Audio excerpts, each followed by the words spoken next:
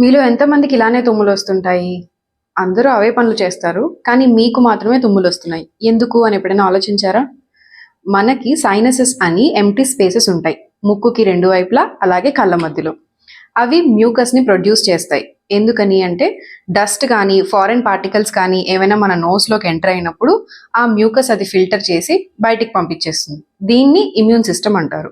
కొంతమందికి ఈ immune system ఎప్పుడు ఆన్‌లోనే ఉంటుంది. అలాంటి వాళ్ళకి మ్యూకస్ ప్రొడ్యూస్ అవుతూనే ఉంటుంది. దాన్నే క్రానిక్ సైనసైటిస్ అంటారు. క్రానిక్ సైనసైటిస్‌కి రకరకాల ట్రిగర్స్ ఉంటాయి. అందరికీ డస్ట్ వల్లే రావాలని రూల్ లేదు. కొంతమందికి bedsheets, pillow cover, curtain, food, pollution, pollen ఇట్లా రకరకాల ట్రిగర్స్ ఉంటాయి. అందులో మీ ట్రిగర్ ఏంటో మీరు కనిపెట్టి దాన్ని అవాయిడ్ చేయడానికి ట్రై చేయండి.